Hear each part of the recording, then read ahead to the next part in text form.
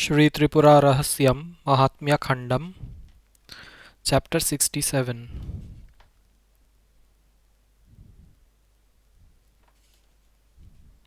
Hearing about the death of Durmada, his mighty elder brother, Kuranda, taking the orders from Kutilaksa, quickly set out to fight along with the 20 Akshohini army. Seeing the vast sky-like army of the demons approaching again, Asvarudha, with her huge army of horses, set out to fight. Many kinds of tall horses were looking like waves. With horses of the same color grouped together, the army was shining. Golden-hued Shaktis were mounted on frothy white horses and dressed in blue garments.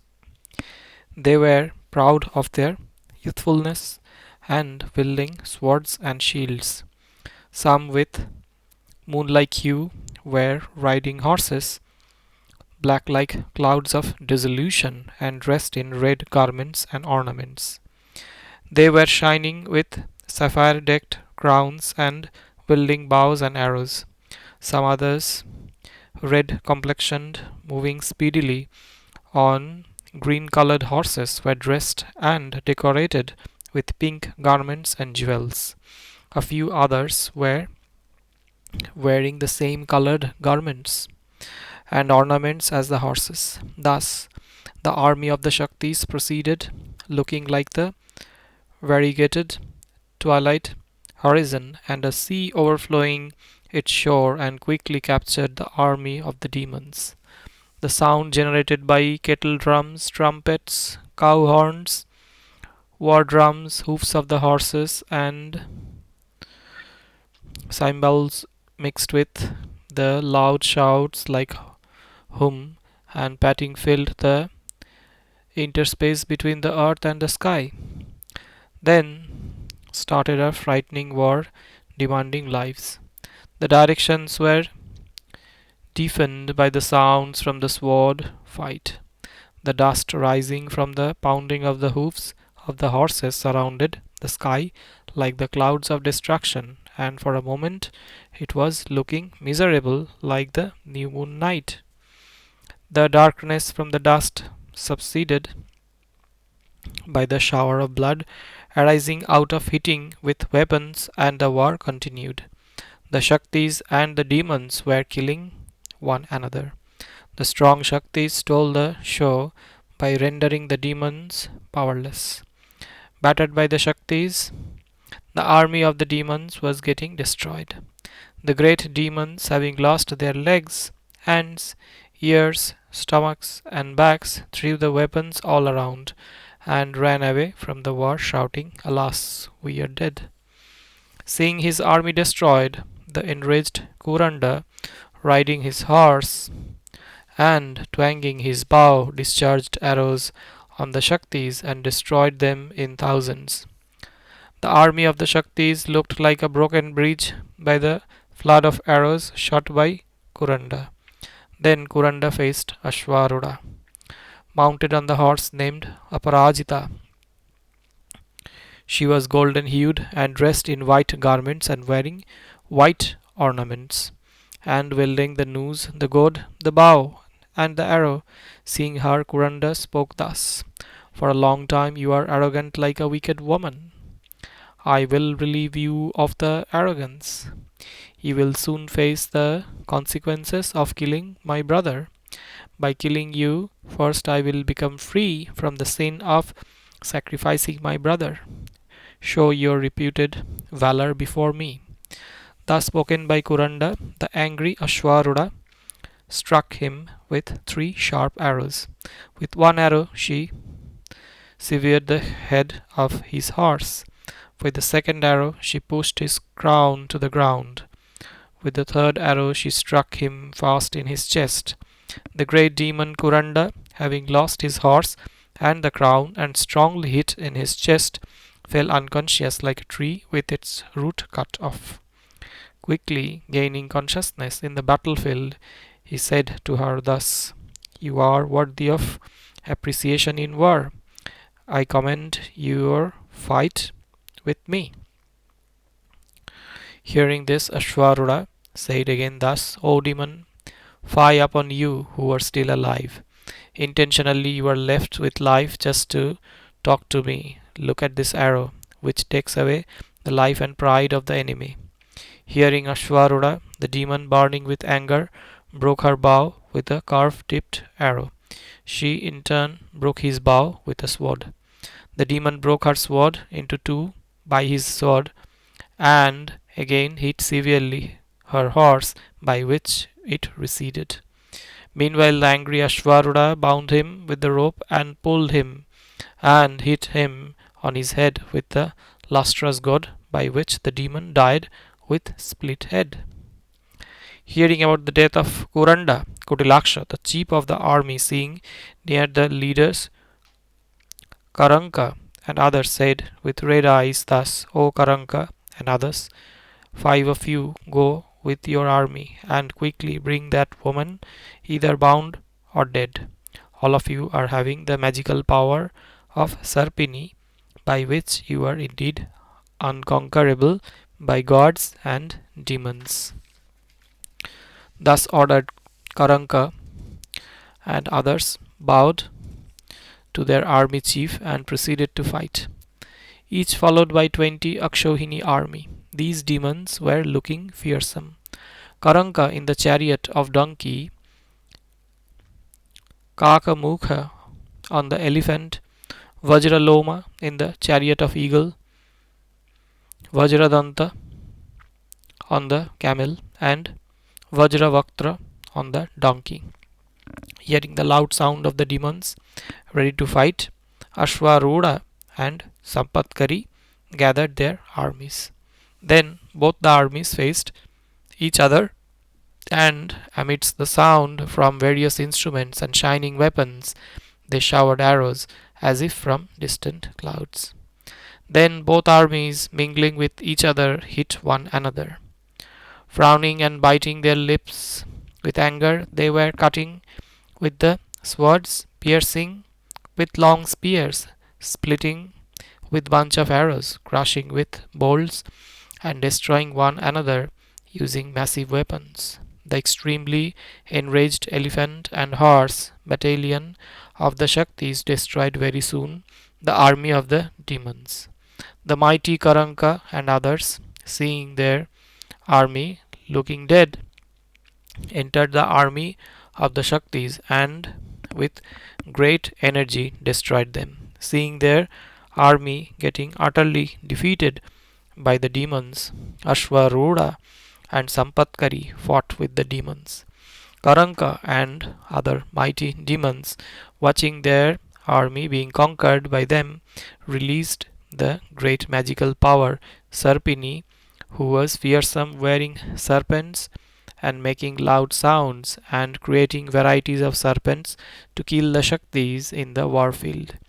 By the bunch of serpents produced from her face, eyes, and so on, she destroyed very quickly the Shaktis. Seeing the terrible destruction,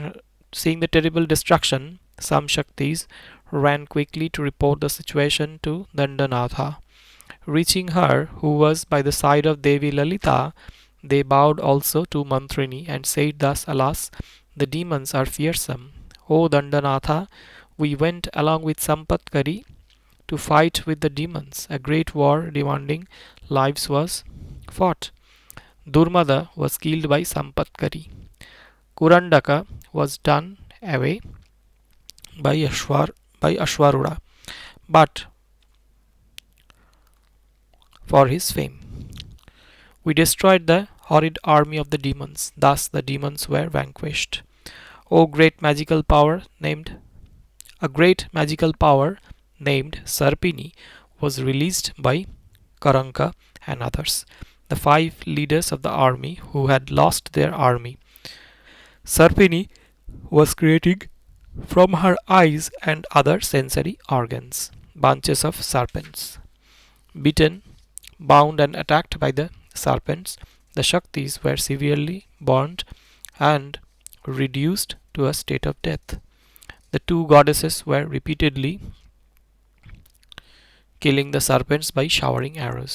Those Shaktis who were trying to escape were severely tortured. Hearing their words, the angry Dandanatha started to go and kill the demons by her fierce pounding rod, knowing that the Sarpini was invincible. Mantrini stopped Dandanatha and quickly apprised the matter to Devi Lalita. Then the Great Mother meditated and yawned. From the jaws of her opened lotus like mouth came out with great speed a golden hued great Shakti who was in the form of a mongoose, the goddess of speech decorated with diamond jewels and seated on Garuda.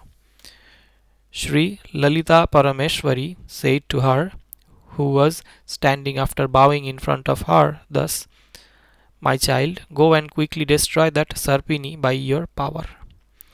Addressed thus, she immediately reached the battlefield.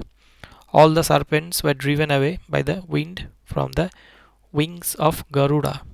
The Shaktis released from the serpent bonds stood up. Sarpini again created serpents to destroy the Shaktis. Seeing the Shaktis again surrounded by serpents, Nakuli created soon from her hair very powerful mongooses. These mongooses of various colors possessed great speed. With erect hairs and tails, they were well built and had strong teeth. These mongooses quickly bit with their teeth the serpents and cut them into 2 or 3 pieces. Beaten, cut, and eaten by the mongooses, the serpents, desiring to kill the Shaktis, were rendered residueless, even as they were being created. After killing all the serpents, the mongooses beat Sarpini all over. When Sarpini was killed, Karanka and others fought Nakula Devi with many weapons and missiles. Then Nakula, destroying all their weapons and vehicles, cut off their heads by one stroke of her sword. With their heads chopped, they fell dead. The remaining demons in fear ran helter skelter. Then Nakula Devi absorbed in her body the mongooses that were lauding the victory, and after bowing to Dandini, Mantrini, and Lalita Parameshwari, reported with folded hands about her victory to them.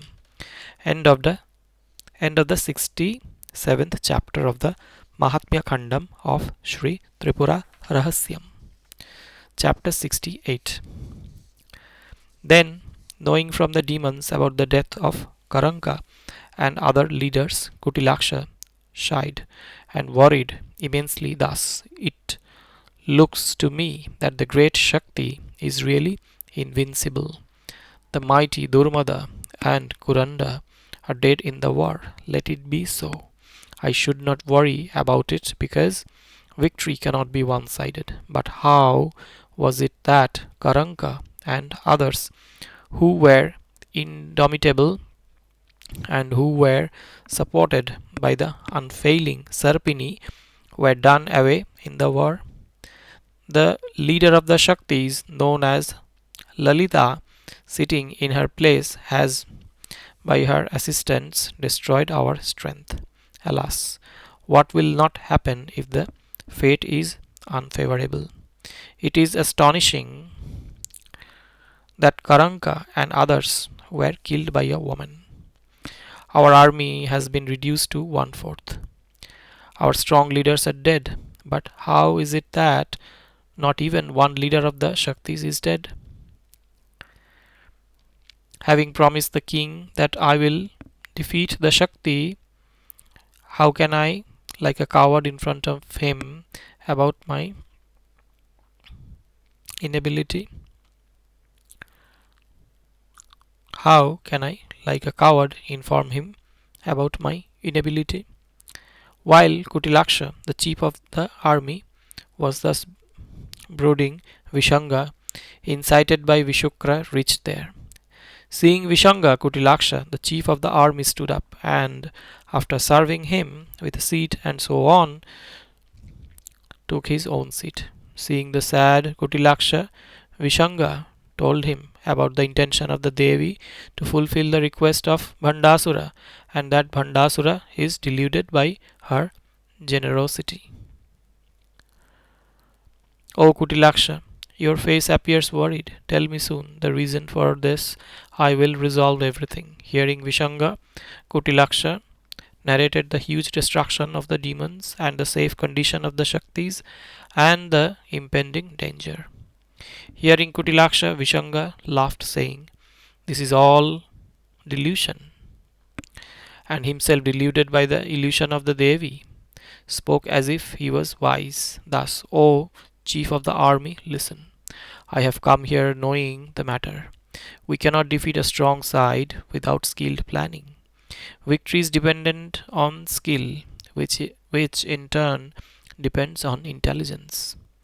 With my sharp intelligence, I have decided about a plan to defeat the Shakti. Abandon the darkness of your sorrow by depending on the sun of my words. I believe that the Shaktis will die with my plan. Listen, I will tell you about my plan of winning. She can be won only through fraudulence. I will tell you what I have decided. Let our well armored, huge army, along with Visukra and the sons of the king, proceed in advance to fight at the end of today itself. All the Shaktis will come to fight with us, and Lalita will be alone. Then, during the night, accompanied by many demons, I will get on to the back of her chariot from a side and destroy a few of her bodyguards and forcibly capture alive the weak and wicked Lalita, who is the mother of the group of Shaktis. If she cannot be caught alive, I will hit her hard with the mace and kill her. Whether she is captured or killed, it amounts to the destruction of her army, which can be annihilated by you. I have known with my sharp brain for a long time that the tender limbed Empress Lalita will be unable to fight with me. Oh friend, I hope you have no contrary thoughts about my plan. Hearing the words of Vishanga, Kutilaksha, the chief of the army, deluded by the illusion of Devi, Tripura Sundari, foolishly believed in the defeat of the Devi. With ecstasy he stood up and quickly embraced Vishanga and said thus, O laudable among the clan of demons, well done. I know you are most intelligent. It is really rare to find a person who brings victory by his intelligence. Even Shukracharya and Brihaspati are not as intelligent as you are. You are going to achieve the task of the king. May you live long. Quickly go and inform the king and return along with the ministers, the sons of the king, and Visukra to fight. The sun is already in the process of setting in the western sea. While we will be fighting with the army of the Shaktis, you will be your strength and intelligence achieve your plan. After Kutilaksha uttered these words, Vishanga entered the city and apprised about his plan to the king and Vishukra as well, and having the consent of these leaders who were under the spell of illusion, returned soon to the war field where the huge army of the Shaktis had gathered. He was joined by the sons of the king, Vishukra, the ministers, and Kutilaksha. Knowing from a messenger about the secret preparations of the demons and the congregation of their entire army, Mantrini informed the developments to Devi Lalita. Ordered by Devi Lalita, Mantrini said thus to Dandini, O child, the preparation by Bhandasura appears to be huge. Except the leader of the demons, all have joined to fight. We should also go there with our entire army. Prepare the army of the Shaktis in an extraordinary way. Instructed thus, Dandanatha Jvalamukhi bowed to Devi Lalita and set out for war along with Mantrini and the entire army of Shaktis. Replete with elephants, horses, and chariots, the army of the Shaktis, as it proceeded, looked like an ocean that submerges the worlds during destruction. The sound from the musical instruments, elephants, horses, and chariots, mixed with the roaring of the lions, was verily increasing. Hearing that world annihilating huge sound, the demons generated a reciprocal big sound. The mixed sound from the armies pervaded heaven and earth and killed the cowards and dried up lakes. Then a severe war started between the armies of the Shaktis and the demons. The demons, by using wonderful weapons, were destroying the Shaktis. Similarly, the Shaktis, with the weapons, were smashing the demons. Some were getting pulverized by arrows, some were cut in their middle by swords, some were pierced by spears, some lost their neck, stomach, and arms by discs, some were pounded by bolts, spiked clubs, and so on. Some were quickly bound by unfailing ropes, some heads were split by axes, and some were struck in their chest by javelins and goads. A well matched war between them went on for some time. Then, destroyed by the Shaktis, the demons ran away, wailing thus, "We are ruined. Alas, we are really ruined." Chased by the Shaktis, the demons were desiring to surrender. There flowed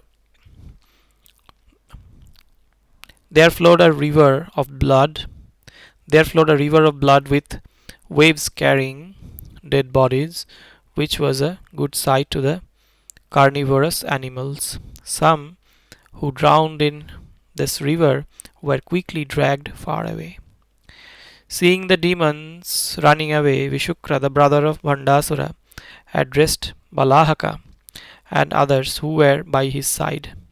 Knowing about their immeasurable strength, he invited their attention and said thus, "O Balahaka, look at these demons who have all been killed by the Shaktis and suffering like orphans. You proceed with your brothers and destroy the enemies. Because of your penance, Sun has really given his power in your eyes. You go and burn them by your glances at them." Ordered thus, he proceeded along with his brothers to torture the Shaktis. Balahaka, Kalamukha, Vikarna, Vikatanana, Shuchimukha, Karalaksha, and Karata, the seven brothers possessing extremely cruel power, had obtained by propitiating the sun god the boon to burn and kill a person by their glances. These seven brothers, with such a power, simultaneously entered the army and started destroying the Shaktis by casting their cruel glances on them. Then all the Shaktis started at by the demons suffered intense thirst and torture all over their bodies. The entire army of the Shaktis in the battlefield, excepting Mantrini and Dandini, was thus overpowered by extreme thirst and heat, and their elephants and horses were collapsing due to heat. Observing that the power in the eyes of the demons was not affecting Mantrini and Dandini because of their glory, Dandini reported to Mantrini about this. Mantrini also realized after applying her mind that the power of the demons was because of the blessing from the sun. Mantrini thought about the Shakti named Tiraskarini, who had not come to fight in the great war to protect the Sri Chakra of Devi Lalita. Just by that remembrance, Tiraskarini appeared riding on a collyrium colored horse, with a dark blue complexion, dressed and decorated with a blue garment and jewels, wearing a blue garland and enveloped by pitch darkness, she was accompanied by crores of similar Shaktis.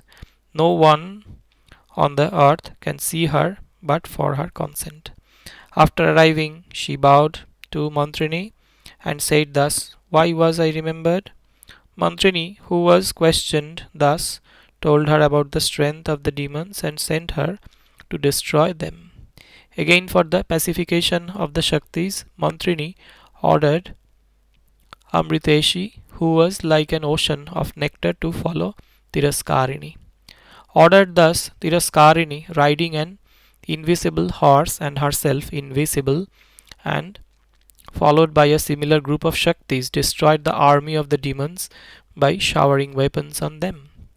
Then she created a missile named Andhaka, by which the demons became blind and were unable to see anything.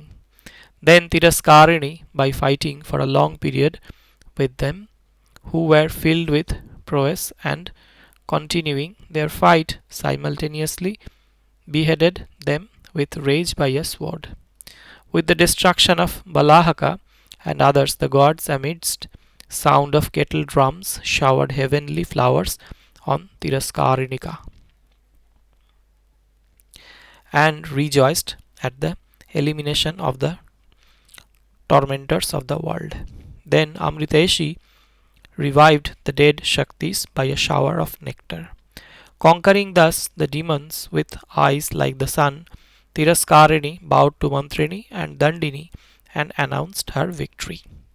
Mantrini and Dandini embraced her and lauded her by saying thus, "What you have done is an altogether impossible task." While Balahaka and others were thus killed, the sun started setting. End of the 68th chapter of the MahatmyaKhandam of Sri Tripura Rahasyam. Chapter 69. Even though the demons with solar power in their eyes were killed by Tiraskarini, Visukra, Kutilaksa, and others, deluded by the illusion of Devi Tripura, were happy, imagining victory, and fought with great strength the Shaktis by sending Visanga and his troop to catch the Shaktis from behind. Visukra faced Mantrini, the chief of the army faced Dandini, the sons of Bhandasura faced Vala, the ministers faced Tiraskarini and Uluka, and others fought with Sampatkari and Asvarudha. The demons thus jointly fought with the Shaktis. At sunset, when darkness was enveloping all over, a severe fight went on for some time in the twilight between the Shaktis and the demons. Then, as the darkness grew dense, covering the directions, the severe fight between them continued, illuminated by the stars. They fought mutually, employing many weapons and making sounds.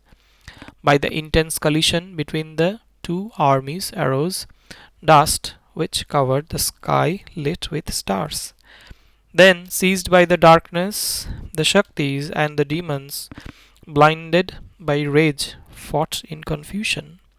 Some were shouting insults, some were chasing the enemies, some were hurling weapons which were being destroyed by others. A severe war, guided by sound alone, continued, where the demons were killing demons and Shaktis were killing Shaktis. Thus, an intolerably cruel war filled with frightening wailing went on. Some were killed by weapons, some were ground by chariots, some others were struck by horses, and some crushed by elephants. In such an extremely attacking war, one could neither recognize each other's army nor the beginning, middle, and the end of the army. Seeing the irregular war, Mantrini remembered Goddess Jvalamukhi, who was born out of the aspect of Devi Tripura Sundari. Just by that remembrance, Jvalamukhi appeared in the battleground. She was like a burning mountain, pervading the directions with flames. Illuminated by her body, the entire darkness vanished. Then the Shaktis and the demons fought properly. O Agastya, when the war was thus properly resumed, Vala fought with the sons of Bhandasura in many wonderful ways. The 30 sons of Bhandasura, each with 4 faces and arms, and strong like Vishnu, simultaneously fought firmly with Vala. Riding chariots, they covered Vala by shooting special arrows in all directions, just like the mist covering the sun. Then Vala, also with the power of her weapons, quickly destroyed the heap of weapons of the demons, just like darkness by sunrise. Then, by using 4 sharp arrows, killed individually their horses. With one arrow each, the charioteer was killed. With another arrow, their bows were broken. With one more arrow, she effortlessly pierced their chests. Having lost their horses, weapons, and heart in the chest by the arrow, they fell unconscious as if dead. Ulukajit and others, the sons of the sister of Bhandasura, 60 of them were experts in war and possessed fearsome prowess. With these demons fought Asvarudha and Sampatkari, showing extremely astonishing talent. Each of them fought with 30 demons separately. Asvarudha, after fighting for a long period, bound them by a rope and cut off their heads individually with a sharp sword. Similarly, Sampatkari, piercing the demons in their chest by spears, dispatched them quickly to the abode of Yama, the god of death. Then Ugrakarma and other ministers fought with Devi Tiraskarini, using many weapons and missiles. Fighting with the ministers, the angry Tiraskarini with a sword quickly separated their heads from their body. Then Dandanatha, seated in her chariot, fought with Kutilaksa. Both showered against each other wonderful arrows, and their weapons got mutually destroyed. Kutilaksa, the chief of the army of Bhandasura, who was well trained, fought Dandanatha with force and anger. Fighting with him, Dandanatha killed the 8 horses of his chariot by releasing deep drawn arrows from the bow. With one arrow she killed his charioteer and hit him in his chest with another, by which he became unconscious for a while. Again, gaining consciousness, he jumped up with his mace and, with all his strength, struck that thunderbolt like iron mace on the head of the lion, which was tied to the Kirichakra chariot, and roared like a lion after killing an elephant. Hit by the mace, the lion became unconscious for a short time, and gaining consciousness again started with anger at the demon who was standing there and mauled him on his chest with its paw. By this, his chest was torn and he bled heavily. Again the demon jumped onto the chariot of Dandanatha and fought with anger with her bodyguards. Then Jambini, the chief guard of Dandanatha, opposed the great demon who was fighting in the Kirichakra chariot. After a long drawn fight, the powerful Jambini struck Kutilaksa, who was intensely fighting, with an arrow, by which he was paralyzed with pain for a moment. Again he flew with his mace and strongly hit Jambini on her head, by which she sat down near the chariot. Seeing her conditions, the Shaktis wailed as alas. At that time the demon snatched her bow quickly and broke it. After standing up, Jambini, seeing her bow broken, picked up her huge mace and was burning with rage. Then a fierce fight with mace started, as if Indra and Twashtra were fighting. The gods and demons who were witnessing were wonderstruck. Realizing that the chariot was small, they fought on the ground. The long drawn mess fight with the sound produced by hitting each other made the cowards shudder. A shower of fire was generated by the colliding maces. With acts like overpowering, jumping, and so on, the mess fight looked beautiful. Then, as he was jumping with great speed to hit her, she struck him powerfully with the mace on his head. With a flood of blood oozing out of his swollen eyes, tongue, and face, he fell on the ground with all his joints loosened and embracing his mace and rolling on the ground, he quickly died. Seeing the chief of the army dead, the demons ran away. The gods and Shaktis rejoiced over the destruction of the enemy. After killing Kutilaksa, Jambhini bowed to Dandanatha and stood by her side. The happy Dandanatha embraced her and looked at her lovingly. The powerful Mantrini vehemently fought with Visukra. The strong Visukra, the heir apparent, battled in an astonishing way with Mantrini. They destroyed each other's weapons and missiles. Observing the long drawn, awe inspiring battle by the powerful demon, Mantrini, exhibiting her skill, simultaneously destroyed very quickly his chariot, horses, charioteer, bow, crown, and the flag by a bunch of arrows. Thus defeated in the war, Visukra, burning with anger, picked up the sword and the shield and decided to kill Mantrini. Then Mantrini, with an arrow, broke into to the sword of Visukra, who was approaching her, and destroyed his shield by another arrow. Then Visukra was approaching with folded fist.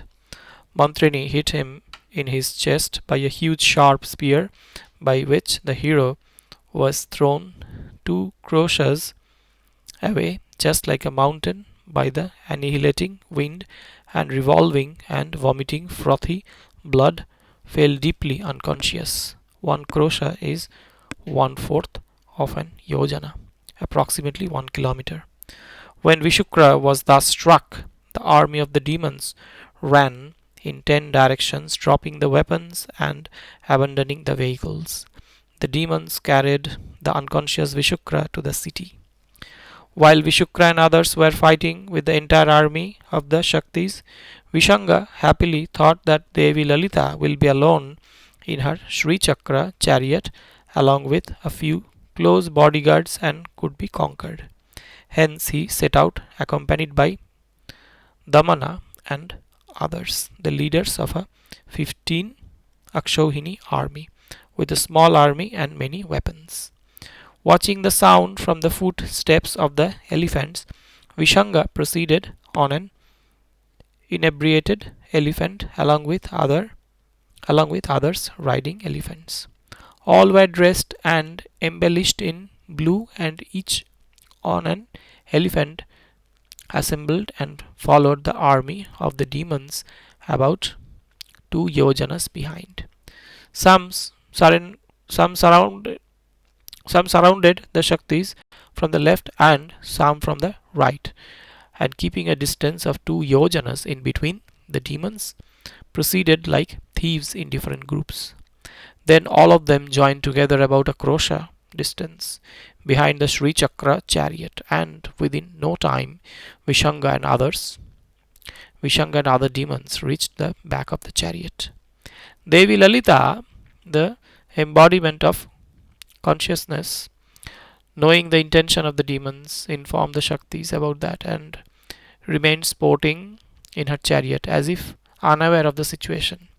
Hearing the war message, the Shaktis without fear slept in the Sri Chakra chariot in their respective places.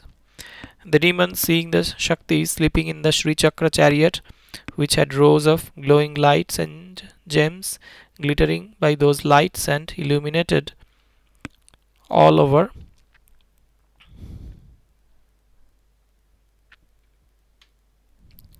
and illumined all over, went near the chariot in groups, wanting to climb up by jumping.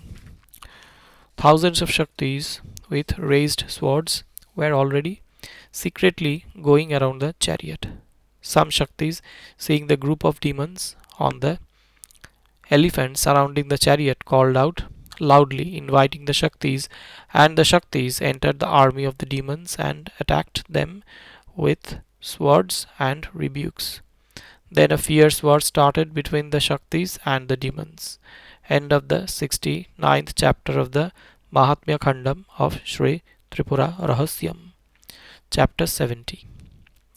Then Anima and other Shaktis in the enclosure of Sri Chakra, hearing the call from the external Shaktis, realizing the attack by the demons, riding their respective vehicles and equipped with weapons and missiles, vigorously battled with the army of the demons. Then the Shaktis in the Sri Chakra, one by one, heard the call, and Kameshwari and other Nityas reported the matter to Devi Lalita. Ordered by her, they set out with rage to fight the demons. Considering that it was difficult to fight in darkness, Jvalamukhi, the 14th Nitya, whose mountainous body was enveloped by flame, exuded flames as ordered by Kameshwari.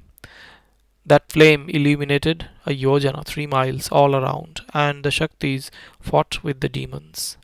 The Shaktis, with many weapons, killed the demons who had come to fight and quickly dispatched them to the city of Yama. Then the remaining demons who were trying to run away were surrounded by the Shaktis and could not find an exit, and hit by the Shaktis they wailed loudly. Seeing the destruction of the demons, Damana and other powerful demons shot many arrows and strongly obstructed the Shaktis, and with massive weapons started killing the Shaktis in large numbers. The Shaktis, who were heavily hit by the demons, showered arrows just like the rain on the mountain, peaked by rain bearing clouds. While the Shaktis fought with Damana and others for a short time, the powerful Damana, by pouring weapons and missiles, made the Shaktis miserable. The Shaktis, losing their arms, weapons, limbs, and lives, were unable to withstand the killing downpour of the weapons by the demons. Some Shaktis fell unconscious, some died, some others were cut to pieces, and some were slit to death. Seeing the collapse of the Shaktis, the most powerful Kameshwari and other deities of the lunar phase got angry,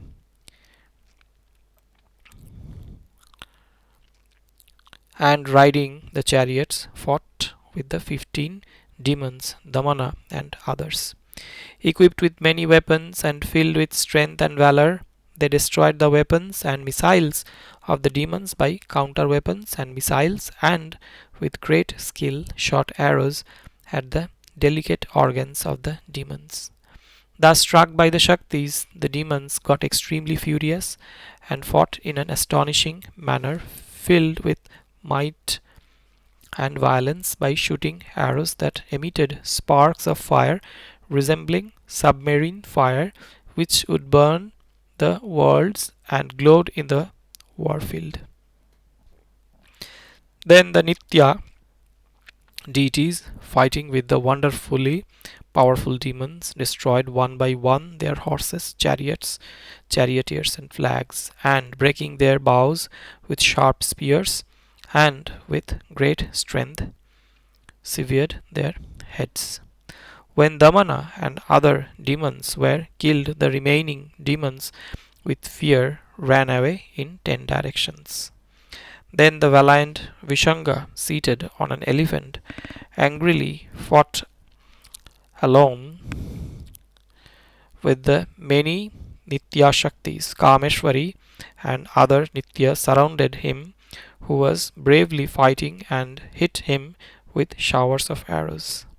Then Kameshwari said to Visanga, who was engaged in fighting, thus: O vile demon, stop fighting, which will put an end to your life.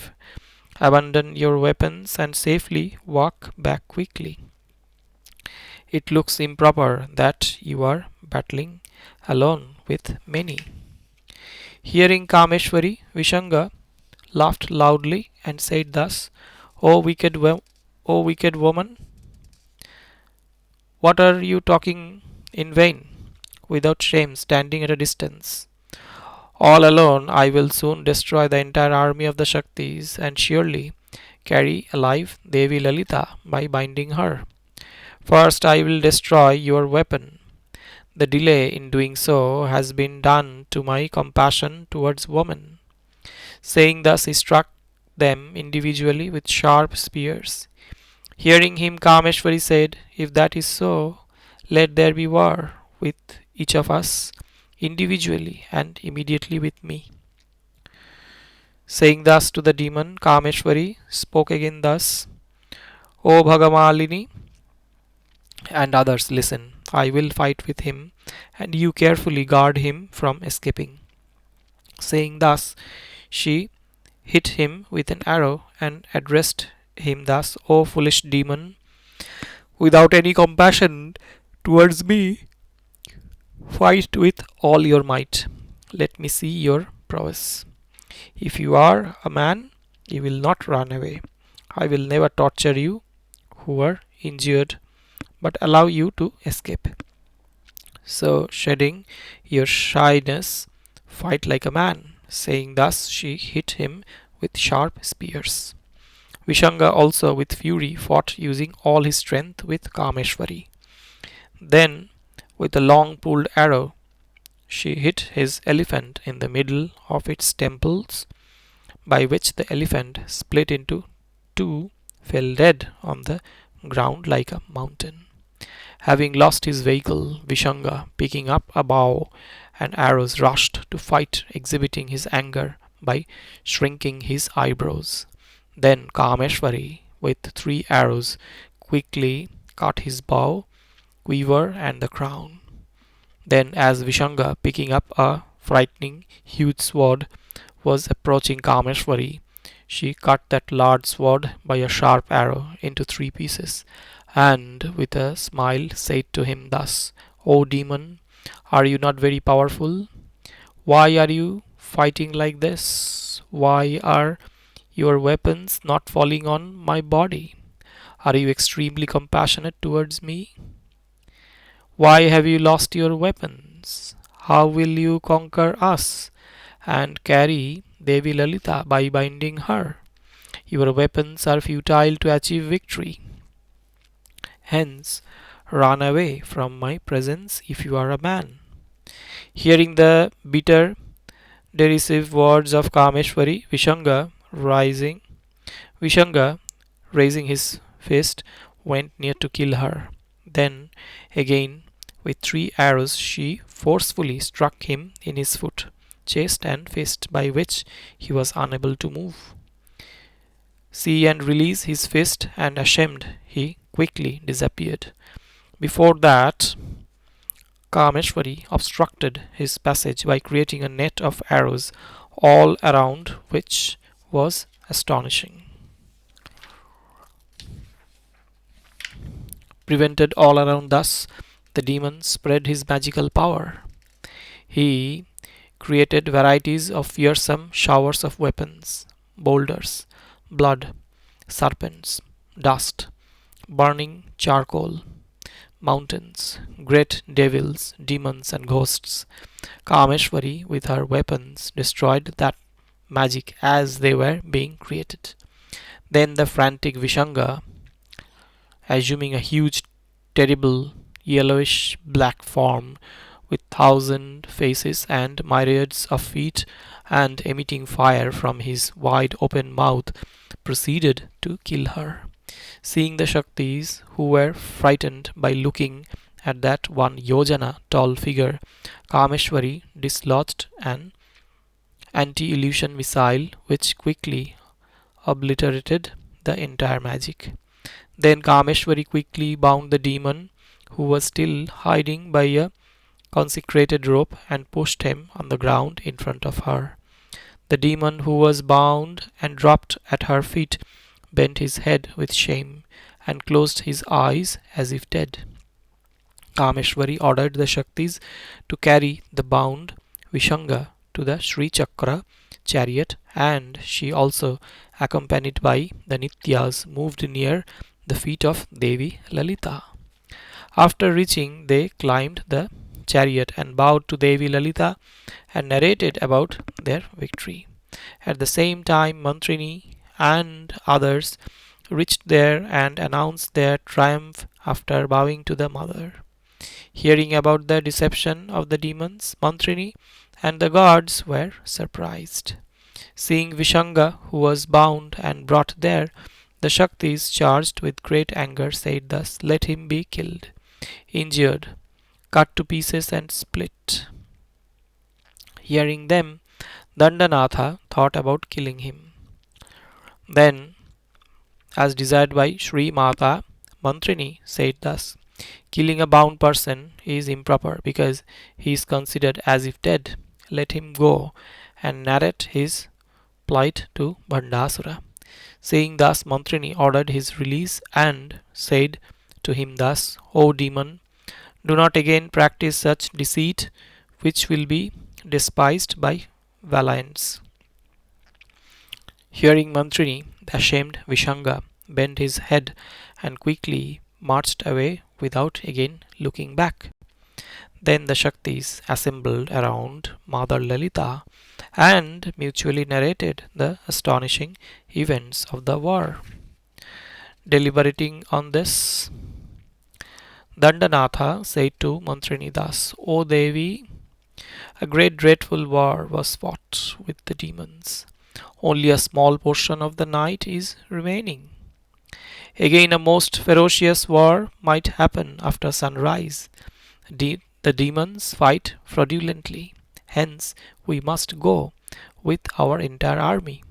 However, the Sri Chakra chariot has to remain alone here. There is no danger to the glory of the great Devi Lalita. Even then I feel it as improper. Giving a serious thought to my words, please organize what has to be done about this." Hearing Dandini, Mantrini, after analyzing clearly, agreed with her and bowing to Devi Lalita, said thus, "O mother, please hear me. Dandini says that after sunrise we have to again go to war, taking the entire army. Then, without guards, this chariot alone will shelter you.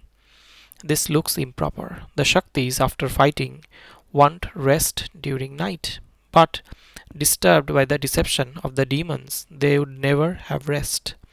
If you agree with me, just grant me permission. I will find a plan by which the enemies cannot attack us."